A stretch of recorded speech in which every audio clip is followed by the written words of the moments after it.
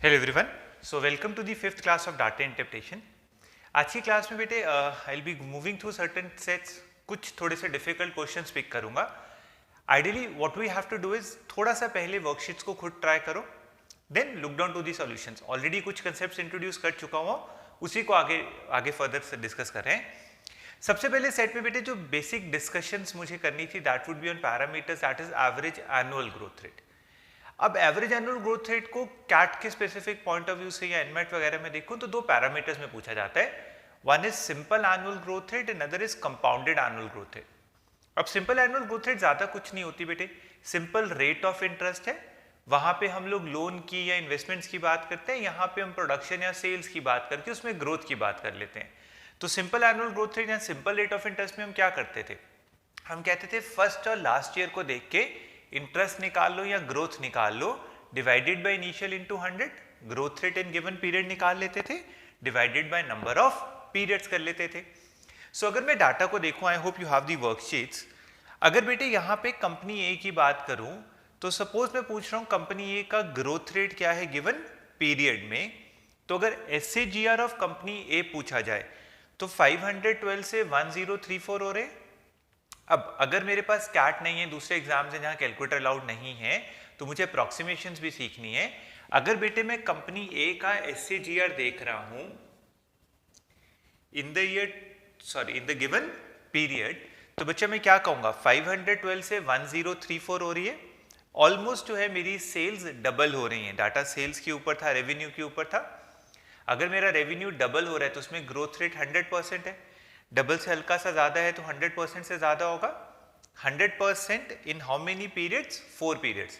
2008 would be my base year, so 8 से लेके 12 तक 4 साल है, टोटल 5 गिवन ईयर्स है, लेकिन number of periods has to be 4, तो I would say approximately that has to be 100% by 4। Company A का जो सिंपल एनुअल ग्रोथ रेट है वो 25% से हल्का सा ज्यादा होगा। कंफर्टेबल? ये हमने ऑलरेडी किया हुआ है। अब वहीं अगर मैं कंपाउंडेड एनुअल ग्रोथ रेट पे जाता हूं, जैसे फर्स्ट क्वेश्चन में पूछा हुआ है, अब बेटे कंपाउंडेड एनुअल ग्रोथ रेट या कंपाउंडेड रेट ऑफ इंटरेस्ट कैसे निकालते थे। आइडियली अगर मेरे पास कैलकुलेटर है तो कंपैरेटिवली इजी होगा। हम कंपाउंड इंटरेस्ट का फॉर्मूला लगा सकते हैं, वेयर वी से the final amount should be equals to principal into 1 plus r by 100 raised to power n. Fine, amount of principal दिया हुआ है, रेट निकालने n दिया हुआ है, गिवन है 4 इयर्स है। तो अगर मैं कंपनी ए की बात करूं तो मैं कह सकता हूं 1034 into 512 plus 1 plus r by 100 raise to power 4। अब मैं 1034 को 512 से डिवाइड कर लूंगा, उसके बाद इसको 4th रूट लेना है। बट अब कैट में या किसी भी एग्जाम में साइंटिफिक कैलकुलेटर्स नहीं है तो 4th रूट लेना मुश्किल होता है। सो मैं दो तरीकों से मूव कर सकता हूँ, यहाँ पे आर की ऑप्शंस को डाल सकता हूँ। ठीक है, मेरी ऑप्शंस जो हैं वो 17.2, 19.1, 21.3 हैं। तो मैं यहाँ पे आर को सपोज पहले 20% डाल लूंगा। मैं क्या कहूँगा, यहाँ पे 20% डालने से 1.2 बन जाएगा। तो मैं चेक कर लूंगा जो 1.2 रेज टू पावर 4 है वो इससे थोड़ा ज्यादा आ रहा है कि थोड़ा कम आ रहा है। पहले इसको कैलकुलेट कर लो, फिर 1.2 रेज टू पावर 4 निकाल के देख लो। मैं आपके लिए कैलकुलेटर पे एक बार ही करके दिखा रहा हूं। इसको जब आप कर रहे हो तो ये 2.0195 आ रहा है। वहीं आप 1.2 रेज टू पावर 4 करोगे तो 1.2 इंटू 1.2 1.44 आ रहा है, फर्दर इंटू 1.44 कर लो 2.07 आ गया। Now what does this means, इसकी वैल्यू इससे थोड़ी ज्यादा आ रही है। दैट मीन्स यहां पे 0.2 से हल्का सा कम होगा, थोड़ा ही फर्क आ रहा है। ठीक है ना, मुझे चाहिए 2.01 जबकि आ गया 2.07। What does that mean? मेरा आंसर इससे हल्का सा कम होगा, तो मैं 19 मार्क कर सकता हूं। That is one possible approach. Otherwise जहां कैलकुलेटर्स अलाउड नहीं है वहां क्या करना चाहिए, देखो बेटा, अगर मैं कह रहा हूं कि मेरा SCGR 25% है तो जो कंपाउंडेड एनुअल ग्रोथ रेट है वो इससे तो थोड़ी कम ही होगी, पहली बात। बेटा मेरे को कंपाउंड में सक्सेसिव होता है, तो ऑब्वियसली अगर मैं 25 का सक्सेसिव करता जाऊंगा तो ओवरऑल 100 को क्रॉस कर जाएगा। फाइन। अब इसको करने का एक बेटर मेथड क्या है, अगर मैं अप्रॉक्सीमेटली बात करूं, ऑप्शंस अगर वाइड है, क्लोज नहीं है, तो हम क्या करते हैं, सबसे पहला रूल रिवाइज करते हैं। कंपाउंड रेट ऑफ इंटरेस्ट में अगर कोई चीज ऑलमोस्ट डबल हो रही है तो what we use to do is n should be equals to 72/r। इसमें बस एक कॉशनरी नोट ध्यान में रखते हैं, अगर मेरे नंबर ऑफ पीरियड्स बहुत कम हो तो ये अप्रॉक्सीमेटली होता है, r की वैल्यू इससे थोड़ी ज्यादा आती है, तो मैं कहूंगा r has to be slightly greater than 72/n। इस चीज को याद रखना है, अगर कभी भी कोई चीज डबल हो रही है और मेरा नंबर ऑफ पीरियड्स कम है, समथिंग लाइक 3-4 ईयर्स हैं, तो जो r होता है वो इससे थोड़ा सा बड़ा होता है। अब यहाँ पे 4 टाइम पीरियड से तो 72/4 कर लूंगा, 18 आ जाएगा, उससे थोड़ा ज्यादा आना चाहिए, तो मैं ऑप्शन कौन सी मार्क कर दूंगा, 19.1%। So remember this shortcut clearly. वहीं बेटे अगर 3 टाइम्स हो रहा होता था तो हम क्या करते थे, 112/r। आई होप याद आ गया, ठीक है।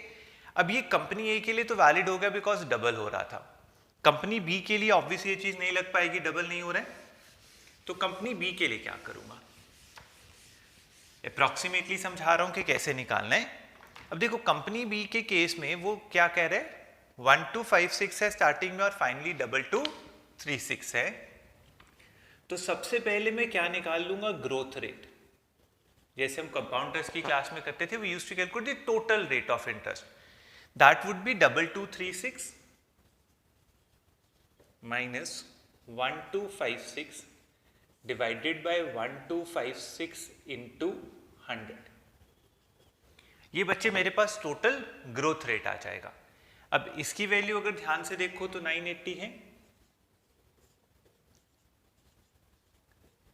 फिर से अगर कैलकुलेटर्स हैं तो इजी हो जाएगा, अगर कैलकुलेटर नहीं है तो मैं इसको ऑलमोस्ट 1250 मान लूं।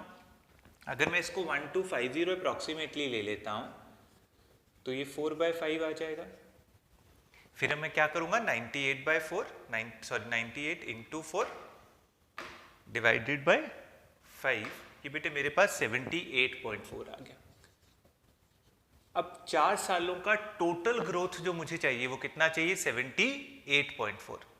फाइन, ऑप्शंस दी हुई हैं, फिर से बोल रहा हूं बेटे अगर कैट में बैठे हो तो ऑप्शंस लगा लो, 14.2, 15.6, 16.8 है, आप सक्सेसिव लगा के हिट एंड ट्रायल कर सकते हो या अदरवाइज देख सकते हो कि किसका सक्सेसिव इसके आसपास आएगा। अगर मेरे पास कैट नहीं है, कैलकुलेटर्स नहीं है, तो मैं कहूंगा 14.2, 15.6, 16.8, 18.2, मिडिल फिगर को पकड़ के अप्रॉक्सीमेट करके देख लो। सपोज अगर मैं इसको एज्यूम करता हूं, पहली तो बात 78.4 डिवाइडेड बाय 4 जो है वो 19 के आसपास है, उससे तो कम ही होगा, सारी ऑप्शंस उससे कम ही है, तो मैं मिडल वाली फिगर को ऑलमोस्ट मिडल में से कुछ पकड़ के ट्राई करूंगा कि उससे ज्यादा होगा कि कम होगा। तो अगर मैं एज्यूम कर लूं SAGRS 16%, तो मैं क्या करूंगा, पहले 16 और 16 का सक्सेसिव,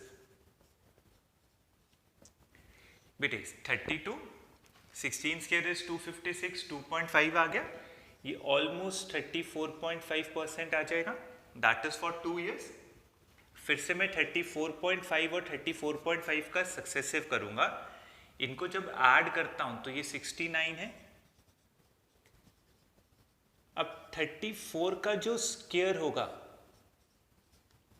वो ऑलमोस्ट कितना होगा बच्चा, 34.5 इंटू वैसे 34.5 कर लो तो 1190 आ रहा है। नहीं भी याद है तो बेटे मुझे याद है 30 का स्क्वायर 900 है, 40 का स्क्वायर 1600 है, उसके कहीं मिडल में होगा 1200 के आसपास। इसमें अगर मैं 12 ऐड कर लेता हूं तो मेरा ये जो आ रहा है ये 81% आ रहा है। Now understand the idea clear, मेरे को 16% से 81% आ रहा है जबकि मुझे चाहिए 78.4। That means over a time of 4 years मुझे अपने ग्रोथ को ऑलमोस्ट 2 पॉइंट समथिंग कम करना है। 4 सालों में अगर 2 पॉइंट समथिंग कम करना है, दैट मीन्स पर एनम कितना कम करूंगा, पॉइंट समथिंग। तो 16 में से कुछ डेसिमल सब्ट्रैक्ट होने हैं, so I will go with the option 15.6%. Try to understand the concept. थोड़ा सा डिफिकल्ट होता है इसकी कैलकुलेशंस, फाइन. अगर कैलकुलेटर्स हैं तो प्रॉब्लम कम आएगी, बट जहां कैलकुलेटर्स नहीं है you will have to go and approximate like this. I hope थोड़ा सा समझ आया. कंपाउंड रेट ऑफ इंटरेस्ट की ही क्लास है, वही चीज है, सिर्फ उसको ग्रोथ में डाला हुआ है. फाइन. अब अगले क्वेश्चंस खुद ट्राई करो पॉज करके वीडियो. सिर्फ कंपाउंड इंटरेस्ट और सिंपल इंटरेस्ट की क्लास को ध्यान में रख के नेक्स्ट क्वेश्चंस को ट्राई करना है. I am erasing this.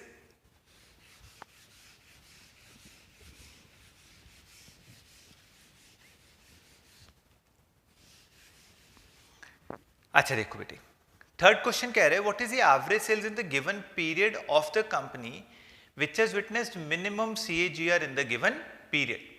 अब बेटे मिनिमम CAGR किस में होगा? सबके लिए डिवाइडेड बाय 4 तो रहना ही है, जो ग्रोथ पीरियड्स हैं वो सेम ही है. तो कहने से जिसका ग्रोथ रेट मिनिमम होगा फ्रॉम फर्स्ट टू लास्ट, उसी का CAGR भी मिनिमम होगा. कंपनी ए का तो 100% के आसपास है. कंपनी बी भी ध्यान से देखो 1256 से 2236 हो रही है, बहुत ज्यादा है. 1000 बाय 1200. अब अभी हमने निकाल के भी देखा था 80% के आसपास था. अगला 2750 से 3500 हो रहा है, फिर 3506 से 4308 हो रहा है. अगर मैं थोड़ा सा कैलकुलेशन को स्ट्रॉन्ग करूं, अप्रॉक्सीमेशन से सोचूं, तो सी और डी में ग्रोथ ऑलमोस्ट सेम है, लेकिन डी का बेस बड़ा है. तो जिसका डिनोमिनेटर या बेस बड़ा है उसमें परसेंटेज कम आएगी. न्यूमरेटर दोनों का ऑलमोस्ट सेम है, चेन दोनों में सेम है, लेकिन डी का बेस बड़ा है. तो मिनिमम ग्रोथ रेट किस में आएगी? कंपनी डी में. अब कंपनी डी का मुझे क्या निकालना है? Average sales in the given period. So obviously what I will do, I will add all of them and divide by 5. Problem नहीं होगी बिकॉज ऑप्शंस बहुत वाइड हैं. तो मैं बेटे ध्यान से देखूंगा 3500, 3900, 3800, 4100 और 4300.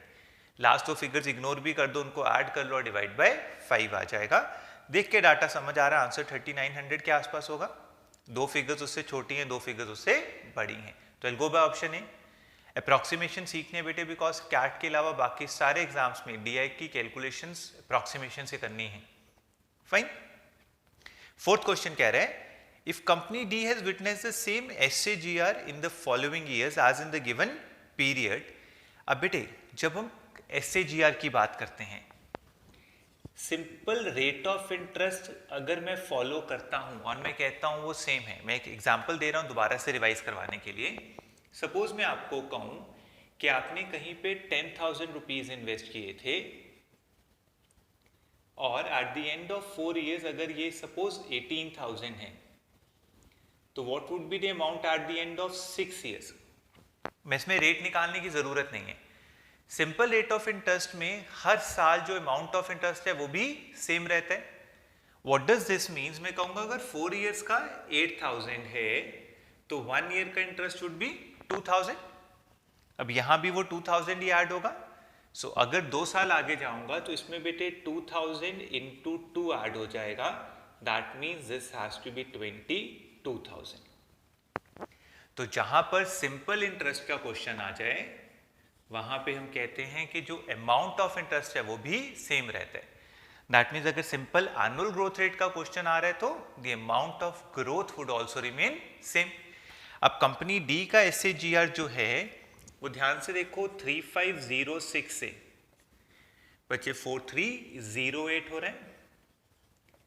दैट मीन्स 4 इयर्स का जो टोटल ग्रोथ है वो ऑलमोस्ट 800 है. Fine. That means 1 year growth has to be approximately 200. Options are not very close. ठीक है. So अगर एक साल का 200 है till 2015 की बात कर रहा है, 3 years में this has to increase by 600. इसमें बेटे 600 ऐड कर दोगे तो almost 4908 आएगा. तो I'll go by option A which is 4910. Try to get the good idea. Simple annual growth rate या सिंपल रेट ऑफ इंटरेस्ट में द अमाउंट ऑफ इंटरेस्ट और growth remain same across all years. So we can definitely go into that ways. I hope समझ आया. Fine. Cat भी है तो भी इसमें रेट निकालने की जरूरत नहीं है, कैलकुलेटर्स की जरूरत नहीं पड़ेगी. Fine. Good.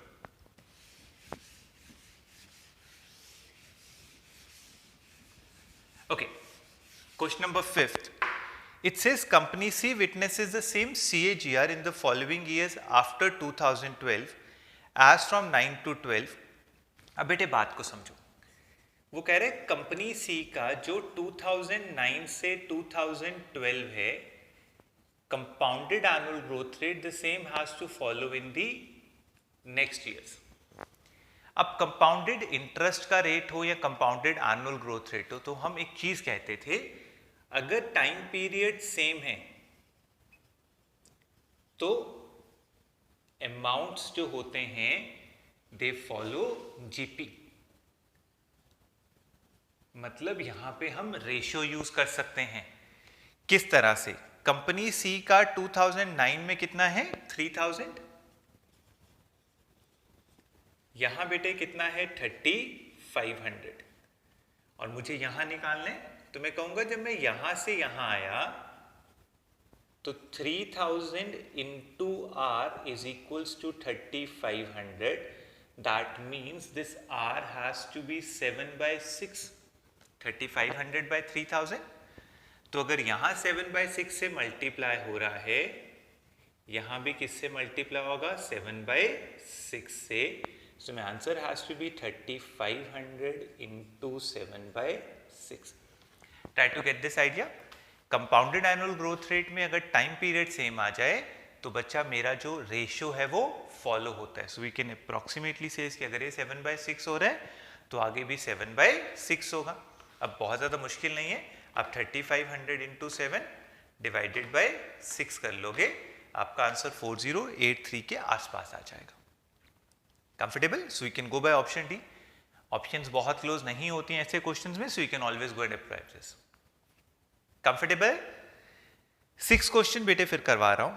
If company witnesses the same growth as in the following years as in year 2012, जो उसका 2012 में ग्रोथ है वही बेटे ग्रोथ आगे आना है. अब 2012 बोल रहा है, that means that is with respect to 2011.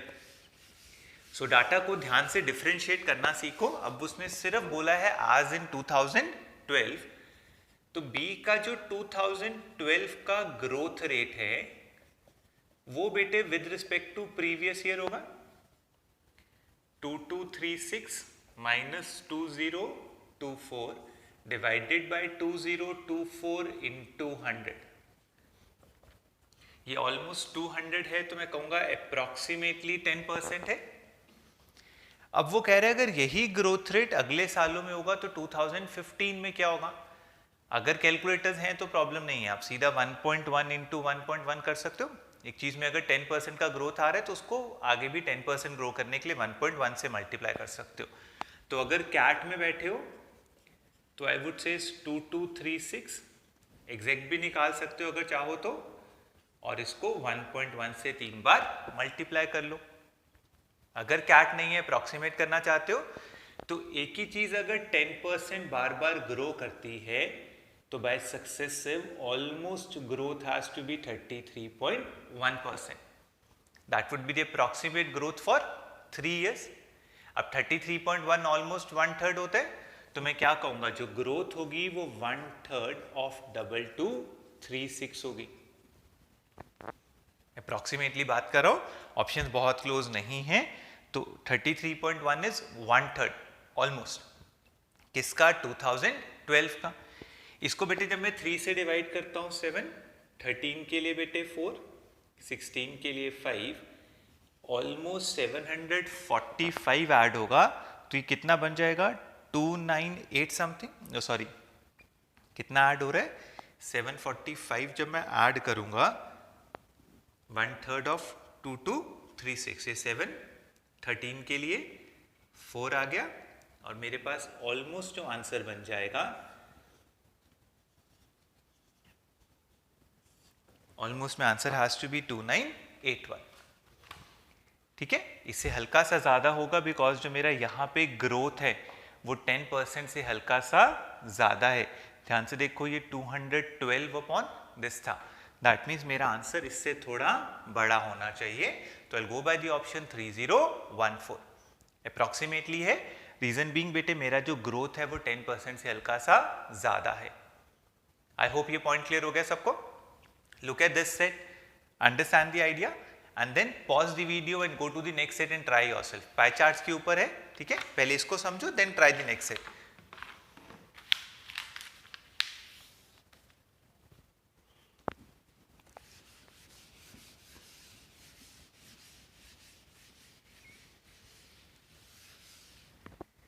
Okay बेटे, moving to the second set.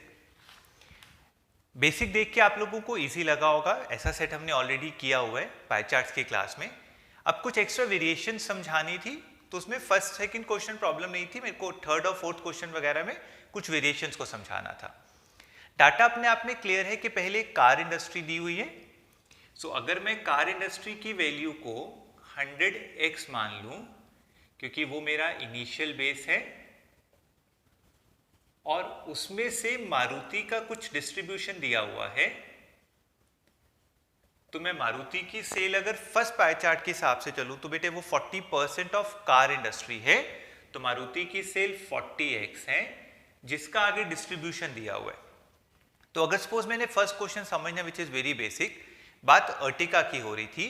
Ertiga का जो शेयर है that has to be 12.5%. Now 12.5% is 1/8. ये 1/8 of 40x दिया हुआ था. Sorry, 1/8 of 40x has to be 5x, which in question number 1 is given as 15 billion. तो इससे बच्चे ध्यान से देखो, तो मेरा जो x है वो 3 बिलियन आ जाएगा. If x is 3 billion, total sales of Tata has to be 10x, because Tata total निकालना है, वो 10% of car industry है. 10x obviously बेटे अगर x मेरे पास यहाँ से कितना आ रहा है 3, तो Tata has to be 10x, 10x has to be 30 billion. ये बहुत ज़्यादा मुश्किल नहीं था, ऑलरेडी ऐसा कुछ किया हुआ है, so would not be a tough job. I hope सबका हो चुका था. सेकेंड क्वेश्चन भी बेटे अपने आप में काफ़ी स्ट्रेट है. उसने देखो बेटा मुझे पूछा है, if i20 had a share of 20% in the sales of Hyundai, then the sales of Swift is what percent of the sales of i20. हमने पाई चार्ट्स में क्लियर किया हुआ है, जब परसेंटेज में मूव करना हो तो आप बेस को 100 मान सकते हो. इंडस्ट्री 100 है, मारुति 40 है, तो उसमें से जो स्विफ्ट होगी, एक तरफ से बेटे मारुति की स्विफ्ट की बात हो रही है. When I say Swift had to contribute 20%. So 20% of 40x has to be 8x. दूसरी तरफ से हमें चाहिए i20 by Hyundai. अब बेटे Hyundai का टोटल शेयर कितना दिया हुआ है 25%, और उसमें से i20 कितना है 20%. So 20% किसका, टोटल Hyundai का, which is 25x. So ये मेरे पास 5x है. अब वो पूछ रहे हैं the sales of Swift is what percent more than i20. 85 से कितना ज्यादा है 3/5 into 100, that has to be 60%. Comfortable? So first two was very straight, बहुत ज्यादा कुछ समझाने वाली बात नहीं थी. श्योर? अब थर्ड क्वेश्चन ऑनवर्ड्स मूव कर रहा हूं. बेटे अगले 3 क्वेश्चंस में वेरिएशंस को समझना है. मैंने वही सेम इंफॉर्मेशन को डिफरेंट तरीके से डाला है. You need to clearly understand the difference between the questions. जब मैं थर्ड क्वेश्चन की बात कर रहा हूं तो कह रहे थे sales of Zen by Maruti increased by 20% in 2016. ये जो मेरा डाटा था वो 2015 का था. वो कह रहे हैं अगले साल जो Zen है उसकी सेल 20% बढ़ी, whereas all the brands of all companies including Maruti has increased by 10%. Now understand the idea clear.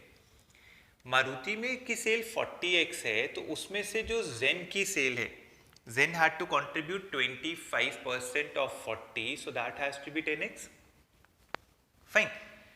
Zen की सेल में 20% इंक्रीज आया, तो अगले साल 2006 में इसमें कितना इंक्रीज आया है 2 का.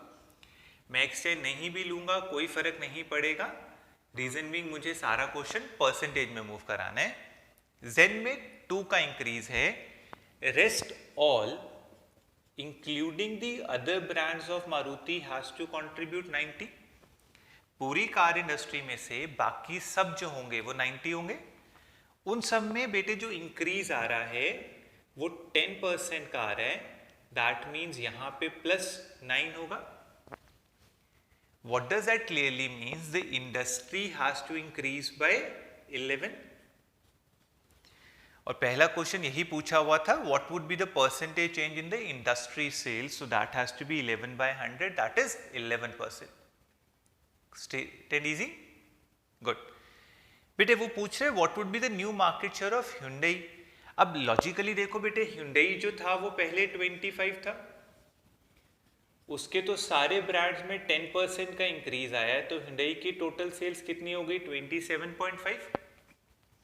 मार्केट शेयर क्या होता है? Company sales upon industry sales, so that has to be 27.5 upon 111 into 100.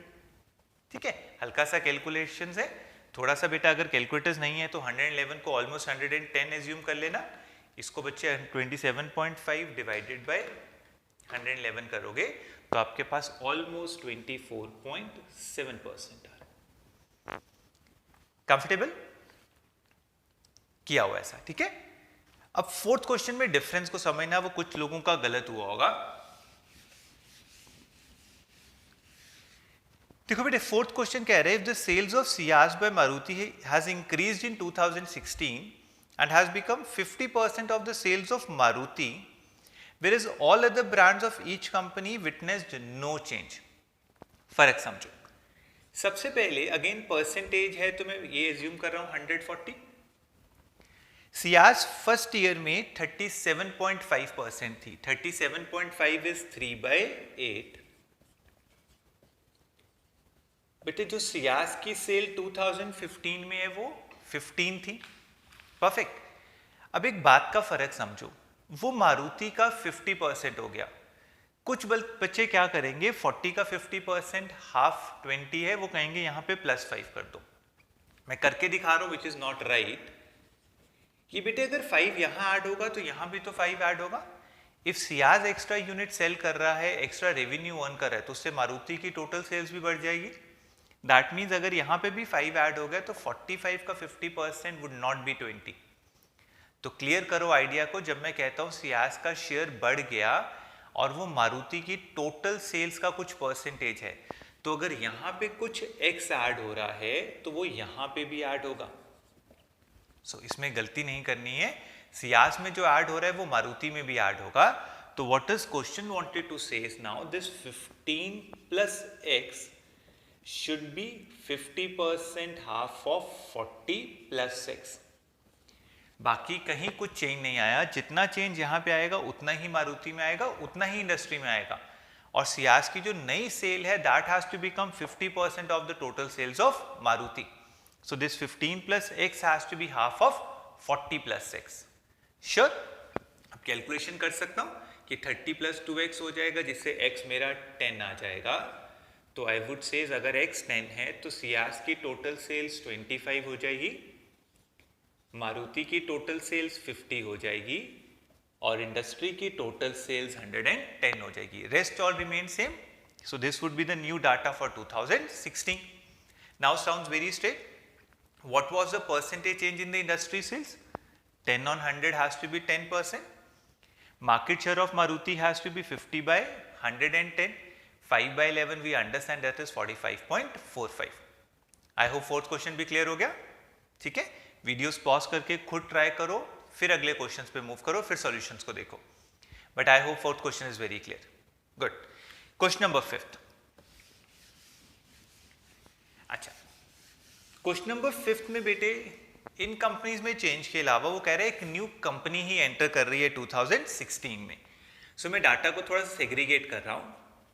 मैं मान लेता हूं अगर 2015 में इंडस्ट्री की सेल्स 100 थी, तो उसमें से बेटे मेरे पास मारुति की सेल दी हुई है, बाकी सबकी दी हुई है. इस बारी वो इंपॉर्टेंट नहीं है. वो कह रहे हैं new company Chevrolet entered the market in 2016 and took 10% of the market share in 2016. Now understand the idea clear. जब मैं शेवरले की बात करता हूं, यहां पे तो शेवरले एग्जिस्ट नहीं करती थी ही नहीं. अगले साल 2016 में शेवरले के पास 10% मार्केट शेयर है, लेकिन किसका? इंडस्ट्री ऑफ 2016 का.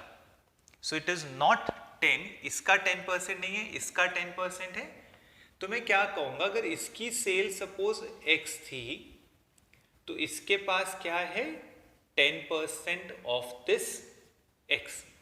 आई hope the difference is clear. वो साथ में कह रहे all other companies maintain their sales in 2016, बाकी सारी कंपनीज की सेल्स में कोई चेंज नहीं आ रहा.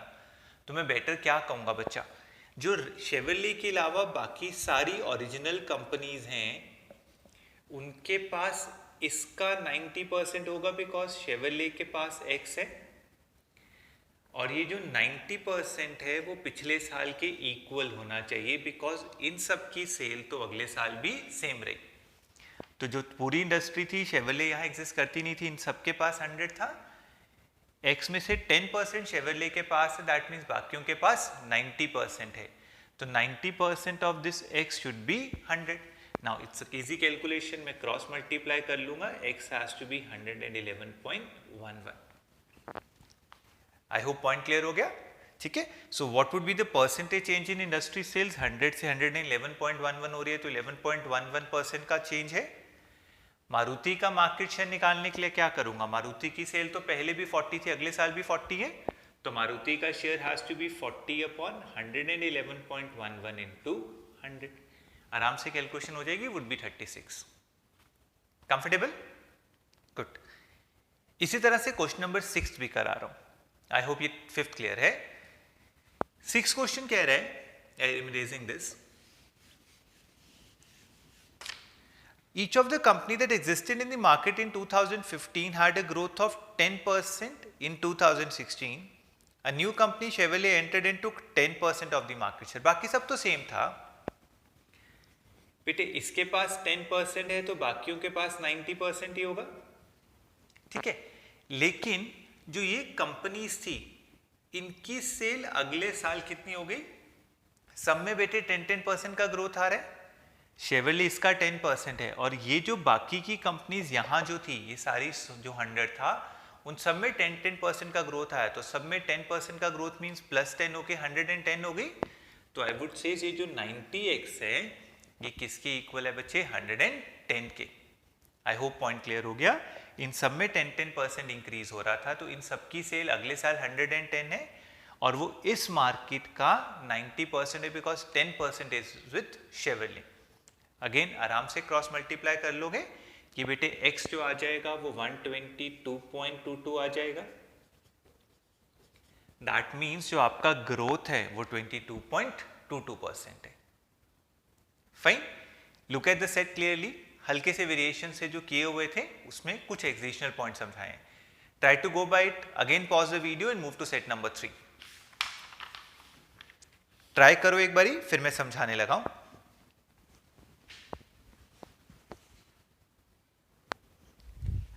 ओके बेटे, मूविंग टू सेट नंबर 3. इसमें जो मुझे डाटा दिया हुआ है वो वैल्यू और वॉल्यूम्स पे दिया हुआ है. बहुत बारी ऐसे क्वेश्चंस कर चुके हैं, डीआई सेट 3 में भी था, 4 में भी था. वैल्यू और वॉल्यूम का जो रिलेशन होता है that is value is equals to volume. Volume is the number of units sold into the price. अब उसके ऊपर कुछ कंपैरिजंस करने हैं, तो हम कह सकते हैं जो प्राइस है बेटे वो वैल्यू बाय वॉल्यूम है. अब मैंने बहुत बड़ी ऐसी बात समझाई है, जब भी हमारे पास ऐसे सेट्स होते हैं जहां percentage distribution on different basis होते हैं, तो हम एक को 100x और दूसरे को 100y मान लेते हैं. तो समझने के लिए मैं वैल्यू को 100x एज्यूम कर रहा हूं और वॉल्यूम को 100y एज्यूम कर रहा हूं. पूरी इंडस्ट्री का जितनी भी कार्स बिकी उसकी टोटल वैल्यू अगर 100x थी और उसका टोटल वॉल्यूम 100y था, तो इंडस्ट्री का जो प्राइस पर यूनिट है, एवरेज प्राइस है, वो 100x bye 100y x bye y हो जाएगा. इतनी बात समझ आ जाती है. अब बेटे इसे बाकियों के लिए जर्नलाइज कैसे कर सकते हैं, थोड़ा सा डाटा को समझो. अगर सपोज मुझे मारुति का निकालना है what would be the average price, तो हम कहेंगे उसकी वैल्यू अपॉन उसका वॉल्यूम.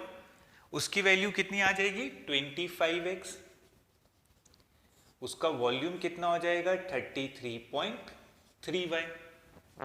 परफेक्ट है. ऐसी बेटे सपोज अगर मुझे फोर्ड का निकालना होगा तो 8x बाय 12.5y आ जाएगा. अब इसका मतलब अगर मैं ध्यान से देखूं तो हो क्या रहा है, किसी भी कंपनी का जो एवरेज प्राइस आ रहा है वो क्या आ रहा है, उसका market share in value upon market share in volume into industry price. तो मैं इसको किससे मल्टीप्लाई कर सकता हूं? एवरेज इंडस्ट्री के प्राइस से। तो इस रिलेशन को याद रखना। ऐसे सेट्स में जब दो अलग अलग पाई चार्ट्स हैं, कुछ अलग वेरिएबल्स हैं, तो अगर आप जनरल रिलेशन एस्टैब्लिश कर लो पहले दोनों चार्ट्स के बीच में, तो आपके क्वेश्चंस को आंसर करना बहुत इजी हो जाता है। श्योर? तो जब भी ऐसा क्वेश्चन आ जाए, इट इज आइडियली गुड कि हम इस तरह से उसको मैनिपुलेट कर लें, would be definitely on the easier side. I hope समझ आया। अब क्वेश्चन आंसर करने बहुत ईजी होंगे अगर आपको एक कंसेप्ट क्लियर हो गया है। 100x 100y में से x by y is industry price. किसी भी कंपनी का जो प्राइस होगा वो इस रिलेशनशिप से एस्टैब्लिश किया जा सकता है। अब देखो, पहला क्वेश्चन पूछा हुआ है, मैं फिर बोलूंगा बेटे वीडियो पॉज करके पहले खुद ट्राई कर लेना, ठीक है, कंसेप्ट को अप्लाई करके देख लेना, फिर सॉल्यूशन देखना। पहले क्वेश्चन ने पूछा है average price of which company is highest in the year 2015। मैं इसको बार बार यूज करूंगा। अब 2015 में मैं पूछ रहा हूं कि किसका हाईएस्ट होगा। बेटे सबके लिए इंडस्ट्री प्राइस तो सेम ही है, तो जिसकी वैल्यू बाय वॉल्यूम बड़ी होगी रेशो, उसका हाईएस्ट प्राइस होगा, और जिसकी वो रेशो छोटी होगी उसका मिनिमम होगा। तो डाटा देख के बेटे समझ आता है मारुति नहीं हो सकता, ठीक है, 25/33.33 1 से कम आएगा। Hyundai 30/25 पॉसिबल है। मैं थोड़ा सा लिख के दिखा रहा हूं ताकि आपको समझ आ जाए। मारुति इग्नोर कर दिया, वो 1 से कम रेशो देगा, वो हाईएस्ट नहीं हो सकता। फोर्ड 8/12.5 अगेन 1 से कम देगा। टाटा 15/12.5 ये 1 से बड़ा देगा। और जो टोयोटा है दैट इज गिविंग मी 22/16.67। अब बेटे एक तो तरीका है मैं इसको कैलकुलेट करूं, ये 6/5 है विच इज 1.2, 15/12.5 जब करोगे तो बेटे 2.5 से कटिंग होके 6/5 आ जाएगा, सेम हो जाएंगे दोनों।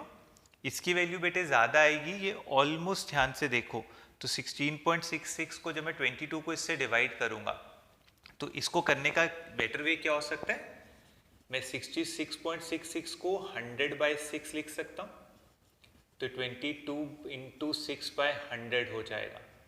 22 इंटू 6 जब करूंगा तो बेटे ये 120 प्लस 12 132 आ जाएगा।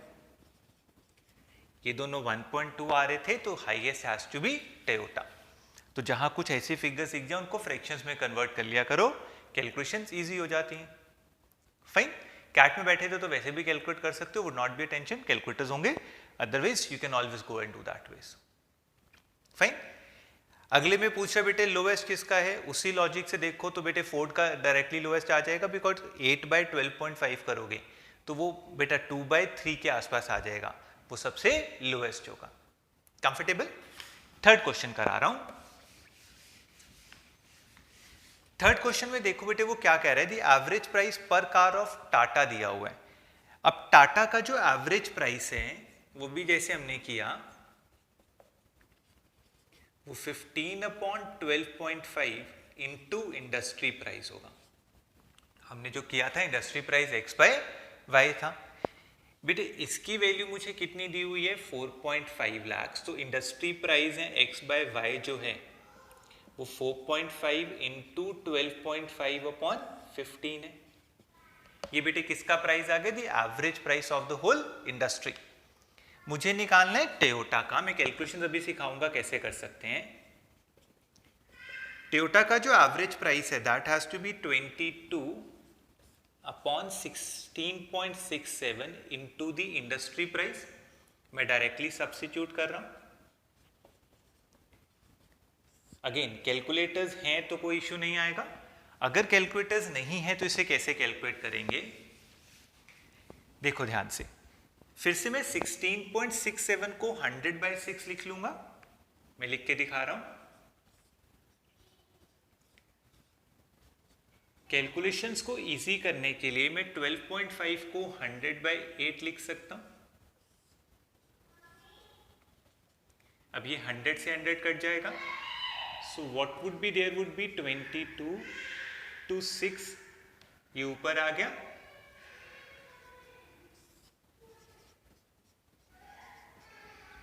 Comfortable? Try to go by it. Calculate करके देखो। आई होप बेटे हो गया। अगले 2 क्वेश्चंस खुद ट्राई कर सकते हो, ठीक है, एक बार इसको ट्राई कर लेना, जो भी डाउट होगा that would be more than happy to answer, ठीक है। अगले सेट पे मूव कर रहा हूं, सेट नंबर 4 पे।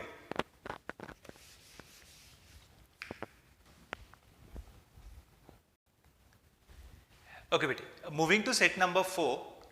अगेन बेटे ऐसा सेट भी हमने पाई चार्ट में ऑलरेडी किया होता है, उसी को कुछ आगे एक्सटेंड कर रहे हैं। यहां पे बच्चे मेरे पास 2 सालों का डाटा दिया हुआ है। First year that is 2014, the total sales is 542। Next year the total sales was 651। अब बच्चा अगर ऐसे क्वेश्चंस करने होते थे तो हम क्या करते थे, 2 तरीके होते हैं। या तो बेटे इन दोनों का रेशियो ले लो, और हम इसका रेशियो लेके हम कहते थे कि पहली सारी फिगर्स को फर्स्ट की रेशियो से मल्टीप्लाई कर दो, सेकंड की सारी फिगर्स को सेकंड की रेशियो से मल्टीप्लाई कर दो, अगर आपको कंपैरिजंस करने हैं, रेशियोज निकालने हैं, परसेंटेजेस निकालने हैं। अगर फिगर्स थोड़ी बड़ी हो जाएं और मुझे कुछ अप्रॉक्सीमेट करना है तो मैं ऐसा भी कर सकता हूं कि मैं फर्स्ट ईयर की टोटल सेल्स को 100 या 100x एज्यूम कर लेता हूं, ठीक है। कई बार रेशियो निकालना आसान नहीं लगता, फिगर्स बड़ी होती हैं, छोटी फिगर्स में कटिंग करके रेशियो निकालना आसान होता है। तो अगर फिगर्स थोड़ी बड़ी हैं तो मैं इनिशियल को क्या मान सकता हूं, 100x। सेकेंड ईयर के लिए मैं इसका ग्रोथ रेट कैलकुलेट कर लूंगा। इंडस्ट्री का growth rate would be 651 minus 542 upon 542 into 100। जब आप इसको कैलकुलेट करते हो ना, ये ऑलमोस्ट 20.1 के आसपास आ रहा है। देखो ध्यान से बच्चे, कैलकुलेशन बहुत टफ नहीं है, 109 बाय 542 है। 109 बाय 542 करोगे तो ध्यान से देखो 542 का 1/5 जो होगा वो ऑलमोस्ट कितना होगा, 108 पॉइंट समथिंग। तो ऑलमोस्ट मेरा जो ग्रोथ रेट है वो 20% है। तो अगर ऑप्शंस बहुत क्लोज ना हो तो आई कुड सेफली एज्यूम, अगर ये 100x है तो ये 120x है। इससे फायदा क्या होगा, जब मैं फर्स्ट चार्ट को यूज कर रहा हूँ, क्योंकि मैंने उसके बेस को 100x मान लिया, तो मेरे लिए मारुति 25% 25x हो जाएगा, Hyundai 30 हो जाएगा, फोर्ड 8 हो जाएगा। Even if the figures would not B that easy, जो मैंने सेट नंबर 6-7 में डाली हुई हैं, उसमें जाके भी जब आप कैलकुलेट करोगे तो याद रखना कि इसको 100x लेने से पहले साल की कैलकुलेशंस खत्म हो गई। 100 बेस आ गया तो उसको कैलकुलेट करने की जरूरत नहीं है। सेकेंड ईयर का बेस 120x है, कैलकुलेशन बहुत प्रॉब्लम नहीं आएगा, बिकॉज जब मैं परसेंटेज में निकालने जाऊंगा, सपोज मैं Hyundai निकालता हूं तो मैं कहूंगा 25/100 इंटू 120। अब 120/100 बेटे सपोज मैं आपको निकाल के दिखा रहा हूं। जब मैं Hyundai निकालने जाऊंगा तो मैं क्या कहूंगा, 25% ऑफ 120। ये 6/5 है, कटिंग करनी अभी भी आसान है, तो बेटे ये 5 होगा। 6/5 में 5 इंटू 6, तो मैं क्या कह दूंगा, Hyundai has to be 30x। First year तो वैसे ही प्रॉब्लम नहीं है बेटे, because Hyundai has to be 30x। तो इसकी कोई रेशियो निकालनी पड़े या परसेंटेज निकालना पड़े, so would not be a tough job. Fine. तो अब पहला क्वेश्चन करा रहा हूं, by what percent the sales of Tata in 15 was less than the revenue of Maruti in 2014। तो बच्चे मुझे जब परसेंटेज में निकालना है तो मैं क्या कहूंगा, टाटा इन 2015 हैज टू बी 12.5%। इस साल टाटा की जो सेल है वो 12.5%, 1/8 है।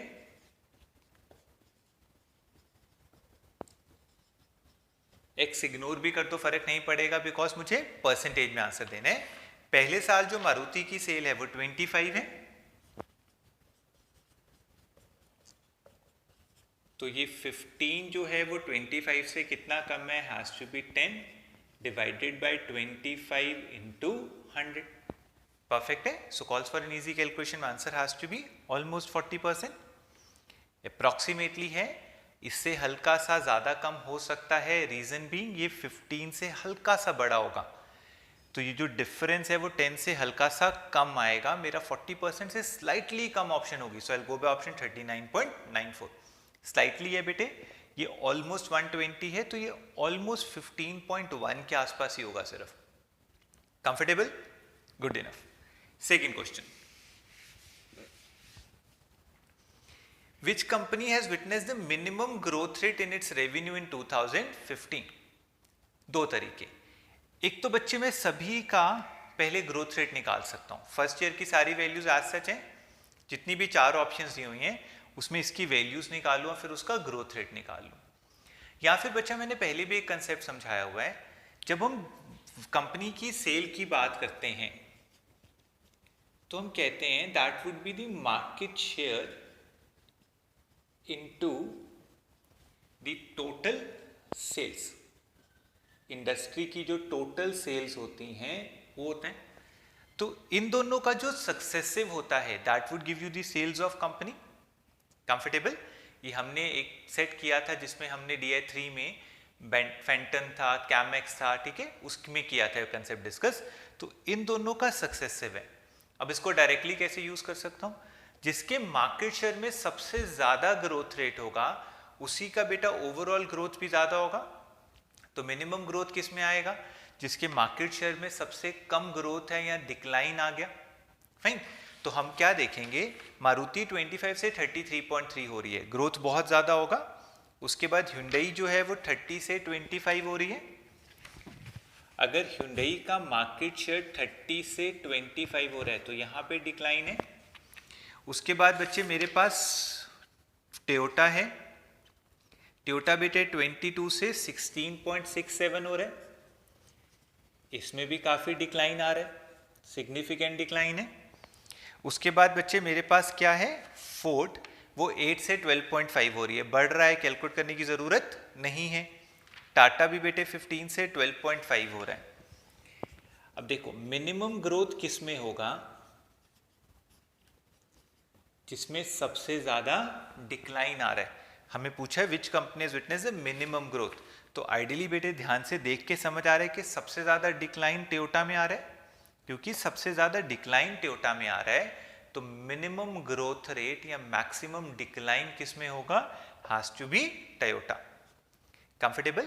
पूरा कैलकुलेट करने की जरूरत नहीं है। मैं फिर बोल रहा हूं, चाहो तो आप 100x के साथ चारों ऑप्शंस की निकाल सकते हो, फिर 120 के साथ निकाल सकते हो, फिर हर एक का ग्रोथ रेट निकालोगे, but would be very lengthy.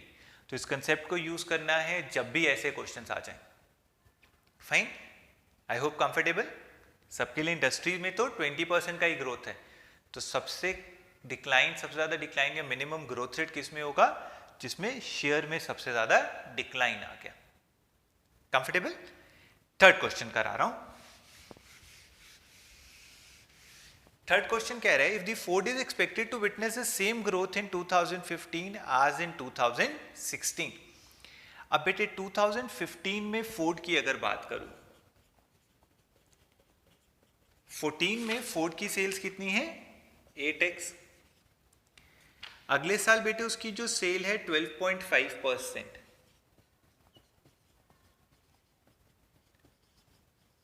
तो फोर्ड में जो रेशियो आएगा वो एक तरह से फोर्ड की जो सेल हो गई है वो 15/8 हो गई है, ठीक है। वही CAGR वाला कंसेप्ट, अगर वही ग्रोथ आगे जाना है तो बेटा जो 2016 की फोर्ड की सेल्स होंगी वो, क्योंकि यही रेशियो आगे फॉलो होगी, तो that should be 15/18 of the sales of 2015। जो 15 में ग्रोथ है वही ग्रोथ आगे होगा, तो जो 14 से 15 का रेशियो आया वही रेशियो 15 से 16 का आएगा। तो ये 15/8 ऑफ सेल्स ऑफ 15 होगा। अब फोर्ड की सेल्स 2015 में कितनी होगी? 12.5%, 1/8 ऑफ टोटल। तो थोड़ा सा कैलकुलेशन तो है। फोर्ड की जो 2015 की सेल है वो 1/8 ऑफ 651 है। अगेन ऑप्शंस देखो बहुत क्लोज हैं कि नहीं है? बहुत क्लोज नहीं है, तो मैं क्या कहूंगा, ये 651/64 है, ऑलमोस्ट 10 है, हल्का सा बड़ा, ठीक है। 15/8 इंटू 12.5 इज 1/8 ऑफ 651। फाइन। तो मैं इसकी कैलकुलेशन करने के लिए ऑलमोस्ट कितना कह दूंगा बच्चे, मेरे पास ये 64 आ जाएगा, ये ऑलमोस्ट कटिंग करके 10 आ जाएगा, तो मैं 15 को उससे मल्टीप्लाई कर दूंगा, I will get my answer. Everybody okay? I hope concept समझ आ गया। श्योर। आगे मूव कर रहा हूं। फोर्थ क्वेश्चन कह रहे हैं, if Maruti has increased price of its car by 10%। अच्छा बच्चा, अब इसमें कौन सा कंसेप्ट यूज किया हुआ है? देखो इस सेट में क्या किया हुआ है, बहुत सारे कंसेप्ट्स को एक साथ मिक्स किया हुआ है। यहाँ पे बेटे वो डाटा जो दिया हुआ था वो रेवेन्यू का दिया हुआ था। क्वेश्चन में प्राइस का चेंज देके वो किसका चेंज पूछ रहा है, नंबर ऑफ कार्स का।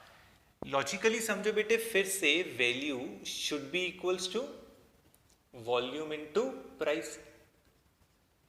तो जब मुझे परसेंटेज चेंजेस दिए हों तो हम क्या कर सकते हैं, इनका जो सक्सेसिव परसेंटेज चेंज है that should be the change in value.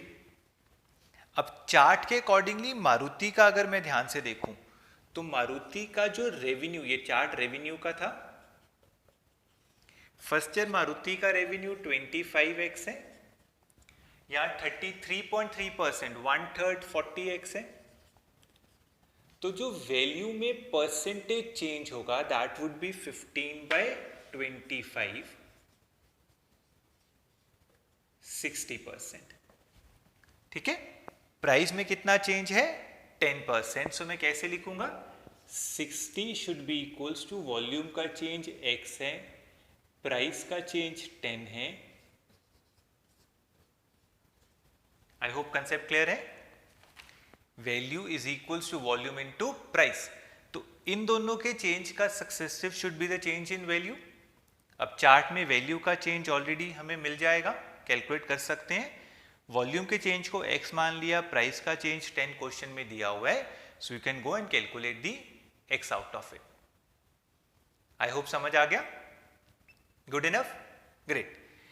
फिर से वीडियो पॉज करो, अगले 3 क्वेश्चंस के लिए डाटा को चेंज किया हुआ है उसको समझो। We can not further use this data, इसको यूज नहीं कर सकते। That was additional information for question number only 1 to 4। Fine,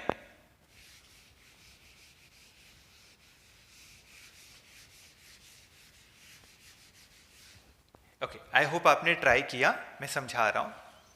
देखो बेटे, इस क्वेश्चन में इंडस्ट्री का चेंज अभी मिसिंग है, वो दिया नहीं हुआ है, लेकिन क्वेश्चन में डाटा कह रहे Tata has witness an increase of 20% इन 2015। समझने के लिए मैं इसको तो 100x मान रहा हूं, अभी इसकी वैल्यू नहीं है मेरे पास। मैं कहूंगा जो टाटा है वो फर्स्ट ईयर में Tata has to be what, 15%। Next year इसका जो इंक्रीज है वो 20% है। 15x का 20% has to be 3x. So this year Tata has to be 18x. हमें डाटा में इंडस्ट्री का चेंज मिसिंग है, इंडस्ट्री की वैल्यूज मिसिंग है, इसलिए मैंने इनिशियली जो टाटा है उसकी 15x ले ली, उसमें इंक्रीज दिया हुआ है 20% का, तो मैंने नेक्स्ट ईयर में इसका 20% 3x ऐड कर दिया, ये 18x हो गया। अब सेकेंड चार्ट को जब मैं यूज करता हूं तो मुझे दिख रहा है जो टाटा है वो 12.5% है। सो मैं क्या कहूंगा, ये जो 18x है 12.5% 1/8 ऑफ इंडस्ट्री होना चाहिए। चार्ट कॉमन थे बेटे, उस चार्ट को यूज करना है। सेकेंड ईयर में 2015 में चार्ट 2 में टाटा का जो शेयर है 12.5% है, दैट इज 1/8। 1/8 किसका, इंडस्ट्री का। सो 1/8 of industry should be equals to this 18x. now बच्चा we can do this, मैं इसको 18 को 8 से मल्टीप्लाई कर सकता हूँ, should not be a tough job. I hope ये पॉइंट समझ आया, एक बारी जल्दी से देखो इसको। ठीक है, सो ये 144x आ गया। दैट मीन्स इस क्वेश्चंस के लिए, अगले 3 क्वेश्चंस के लिए मैं इंडस्ट्री को 100x एज्यूम करूंगा और मैं अपनी 2015 में इंडस्ट्री को 144x एज्यूम करूंगा। ठीक है, अब सपोज इसका मतलब मुझे मारुति डिफाइन करना है, तो जैसे पहले कर रहे थे बिल्कुल वैसे ही चलेगा। मारुति फर्स्ट ईयर में कितनी है बेटे, 25%, इसका 25%। सेकेंड ईयर में मारुति 33.3% है, इस पर ही वो 1/3 हो जाएगा 144x का। इसको जब मैं 3 से डिवाइड कर लेता हूं तो ये 48x हो जाएगा। तो मारुति का जब ग्रोथ निकालोगे, so that has to be 23 divided by 25 into 100। ये एग्जैक्ट है बिकॉज इस बार हमने कोई अप्रोक्सीमेशंस की नहीं है, हमने एग्जैक्ट वैल्यूज को यूज किए। कंफर्टेबल, आई होप पॉइंट क्लियर हो गया सबको, गुड। अगले दो क्वेश्चंस कोई खास प्रॉब्लम नहीं आएगी, हमें फोर्ड इन 2015 चाहिए, ये इरेज कर रहा हूं बच्चा। फोर्ड इन 15 12.5%, 1/8 और 144, ये बेटे इस साल फोर्ड आ गया और मुझे इसको कंपेयर करना है बेटे Hyundai in 2014। Hyundai in 2014 has to be 30%, so इन दोनों का रेशियो 18:30 है, 6 कॉमन है, 3 रेशियो 5 है, ठीक है। फिर वो कह रहे हैं total Toyota had a revenue of इतना इन 2015, अब इसको भी रेस कर रहा हूं। टोयोटा ध्यान से देखो 12.5 है, तो इस साल टोयोटा की जो सेल है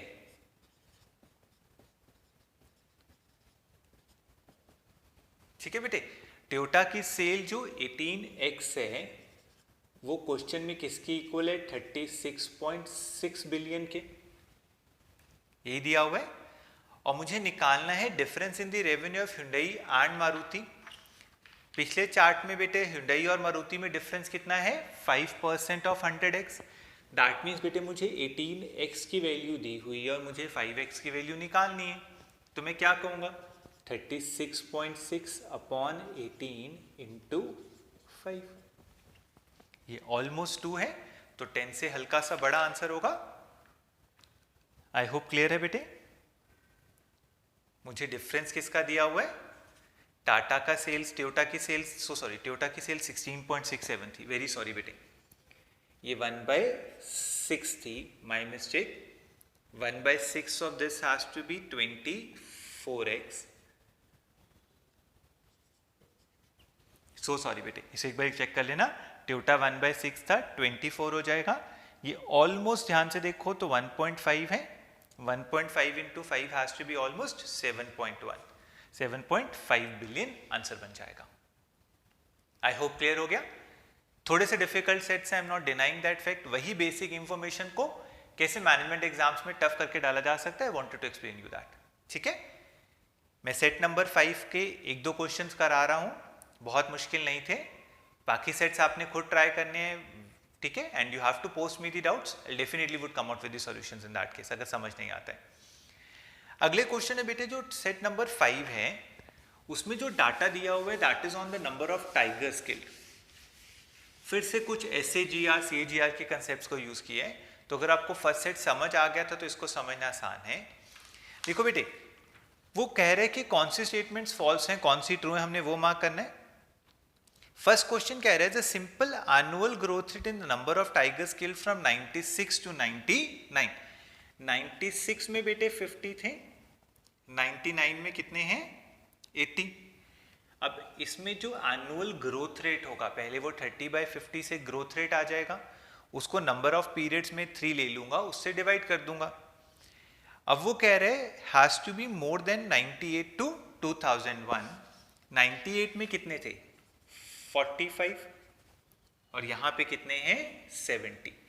अब बात समझो बेटे, टाइम पीरियड तो सेम है, दोनों में जो टाइम पीरियड है वो 3 इयर्स है, तो कहने से जिसका ग्रोथ रेट ज्यादा होगा उसी का सिंपल एनुअल भी ज्यादा होगा, तो मैं सीधा क्या करूंगा, ये 3/5 30/50, यहां ग्रोथ रेट 60% है, यहां 25/45, 5/9 इज 55.55। अब एनुअल निकालने की जरूरत नहीं है बिकॉज दोनों में टाइम पीरियड सेम है, क्योंकि इसका ग्रोथ रेट इससे ज्यादा है, सो डेफिनेटली बेटे में answer is this statement becomes valid. First second से ज्यादा है तो फर्स्ट स्टेटमेंट वैलिड हो गई। Second, simple annual rate of decline, growth है डिक्लाइन है, लॉजिक सेम है। फिर से 94 से 97, 94 का 95 और 97 का 90 has to be less than 2000 to 2003। अब ये बेटे ध्यान से देखो 45 से 30 हो रहा है, लॉजिकली समझो, यहां पे जो डिक्लाइन आ रहा है पहले तो वो 5/95 आ रहा है, और कितने ईयर्स का, 3 ईयर्स का।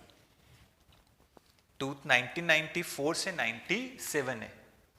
अब ये ऑलमोस्ट 5% 3 सालों में, लेकिन यहाँ तो बच्चे बहुत ज़्यादा डिक्लाइन है। इसको तो किससे डिवाइड नहीं ना करना है, तो कैलकुलेशन की तो ज़रूरत ही खत्म हो गई। यहाँ 3 सालों का भी टोटल भी बहुत कम है, या 1 साल का ही बहुत ज़्यादा है, तो डेफिनेटली इसका जो एनुअल होगा वो इससे तो बहुत कम होगा। So this statement also becomes a valid statement.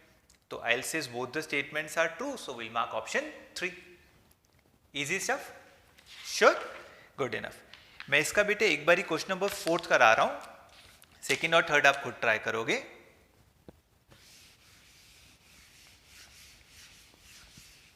देखो, सेट 5 का क्वेश्चन नंबर 4 करवाने लगा हूं। वो कुछ ऐसा कह रहा है, if the simple annual rate of decline in the number of tigers killed from 98 to 2003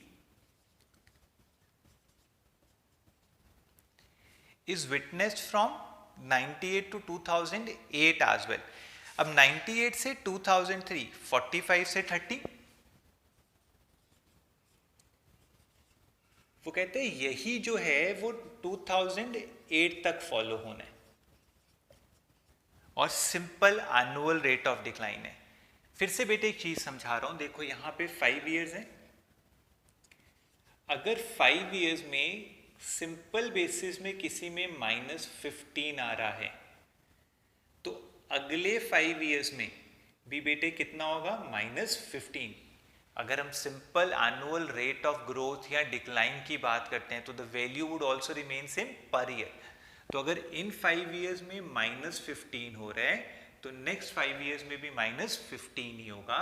what does that means, 2003 से 2008 का net effect has to be -15। इसकी वैल्यू 30 थी तो इसकी वैल्यू कितनी रह जाएगी, 15। कंफर्टेबल? सिंपल एनुअल जब आता है तो जो अमाउंट ऑफ डिक्लाइन या ग्रोथ है वो भी सेम रहता है। श्योर?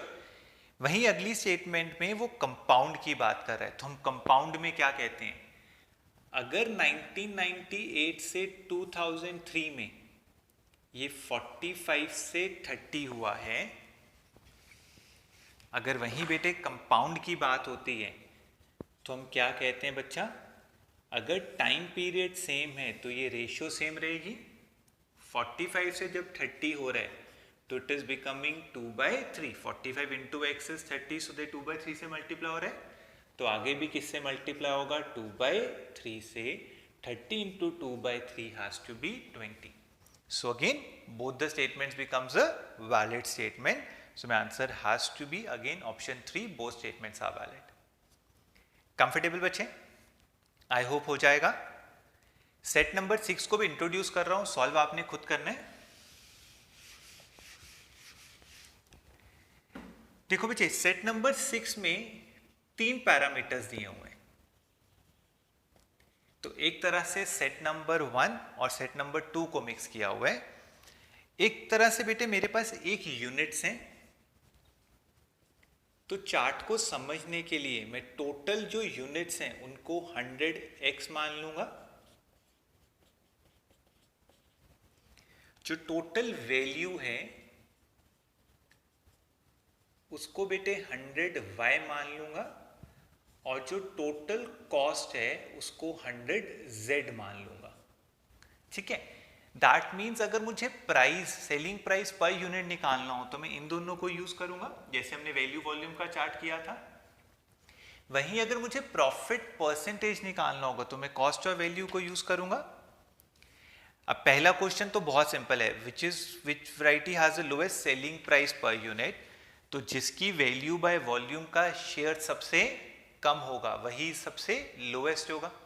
मैं कैलकुलेट करके नहीं दिखा रहा, हमने ऑलरेडी वैल्यू वॉल्यूम का जो सेट था हमारा सेट नंबर सेकंड थर्ड उसमें करा हुआ है।